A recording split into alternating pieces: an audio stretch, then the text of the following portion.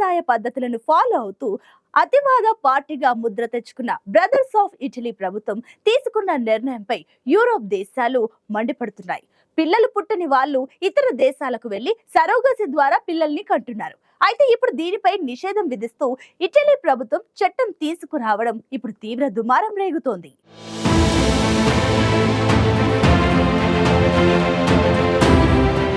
సరోగసీపై Italy ప్రభుత్వం కీలక నిర్ణయం తీసుకుంది. ఇటలీలో సరోగసీపై నిషేధం ఉండడంతో చాలా మంది ఇతర దేశాలకు వెళ్లి సరోగసీ ద్వారా పిల్లల్ని కంటే ఇటలీలో వారికి జైలు శిక్షతో పాటు భారీగా జరిమానా విధించేలా కొత్త చట్టాన్ని తీసుకువచ్చారు. ప్రపంచంలోని చాలా దేశాలు ట్రాన్స్జెండర్లకు ప్రత్యేక అధికారాలు కేటాయిస్తుంటే ఇటలీ మాత్రం అందుకు భిన్నంగా నిర్ణయాలు తీసుకుంటోంది. ఇటలీ పౌరులెవరూ కూడా ఇతర దేశాలకు వెళ్లి అద్దె గర్భం సేవలు తీసుకోవడానికి వీల్లేకుండా ఇటలీ ప్రభుత్వం కీలక నిర్ణయం తీసుకుంది. ఇటలీలో 2004లోని సరోగసీపై నిషేధం విధించారు.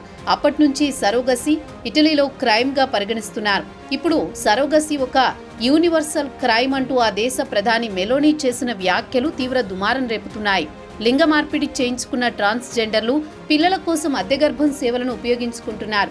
ఇటలీలో నిషేధం ఉండడంతో వారు ఇతర దేశాలకు వెళ్లి సరోగసీ ద్వారా పిల్లల్ని కంటున్నారు.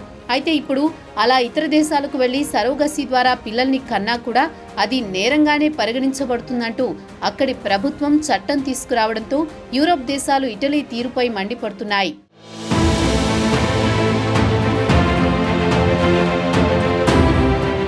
యూరోప్ దేశం గ్రీసులో 2002లో సరోగసీ వ్యాపారంపై నిషేధం విధించారు. సరోగసీని ఎక్కడా వ్యాపారం కోసం ఉపయోగించకూడదని నిబంధన విధించారు.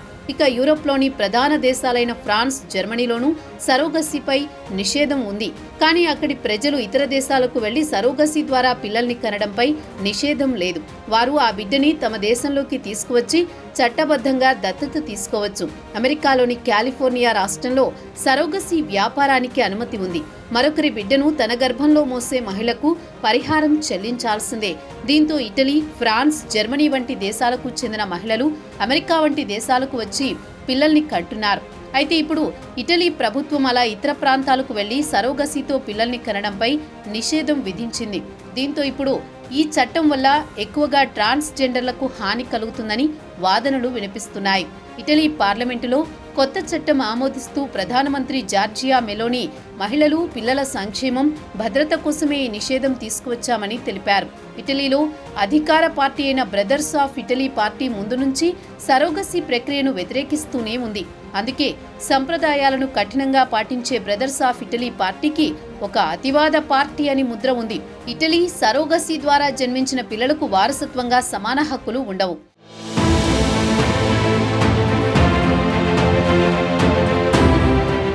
యూరప్ దేశాల్లో సరోగసీపై నిషేధం విధించడంతో యూరోపియన్ మానవ హక్కుల కోర్టులో 2014లో కేసు దాఖలైంది. ఫ్రాన్స్ దేశంలో సరోగసీ చట్టంపై నిషేధం ఉండడంతో సరోగసీ ద్వారా పుట్టిన ఒక బిడ్డకు వారసత్వ హక్కులు లభించలేదు. దీంతో మెన్నెసన్ వర్సెస్ ఫ్రాన్స్ కేసులో కోర్టు న్యాయపరంగా ఆ బిడ్డకు సమాన హక్కులు ఇవ్వాల్సిందేనని తీర్పు చెప్పింది. యూరోప్ మానవ హక్కుల కోర్టు తీర్పును అప్పుడు ఫ్రాన్స్తో సహా ఇటలీ కూడా వ్యతిరేకించింది. క్రైస్తవ మత ఆచారాలను కఠినంగా పాటించాలని చెప్పే చర్చిలకు వంతపాడే ఇటలీ ప్రభుత్వం ఆది నుంచి సంప్రదాయ కుటుంబాలకు ప్రాధాన్యమిస్తూ పిల్లల దత్తత, ట్రాన్స్జెండర్ల వివాహాలు, LGBTQ+ అధికారాలను వ్యతిరేకిస్తూనే ఉంది. భార్యాభర్తలకు పిల్లలు పుట్టకపోతే వారు రహస్యంగా ఇతర దేశాలకు వెళ్లి పిల్లల్ని కంటున్నారు. ఇలా వారు సరోగసీ ద్వారా పిల్లల్ని కని ఇటలీకి వచ్చినా ఎవరికీ అనుమానం వచ్చేది కాదు. కానీ ట్రాన్స్జెండర్లకు సహజంగా పిల్లలు పుట్టే అవకాశం లేదు. దీంతో వారు ఇతర దేశాలకు వెళ్లి సరోగసీని ఆశ్రయించేవారు. కానీ ఇప్పుడు తీసుకువచ్చిన కొత్త చట్టం కారణంగా ట్రాన్స్జెండర్లు రహస్యంగా సరోగసీని ఆశ్రయించే అవకాశం లేకుండా పోయింది. ఇటలీ ప్రభుత్వ నిర్ణయాలను ట్రాన్స్జెండర్ కార్యకర్తలు తీవ్రంగా తప్పుబడుతున్నారు. ఈ చట్టం కేవలం తమను టార్గెట్ చేయడానికే తీసుకొచ్చారని వాదిస్తున్నారు.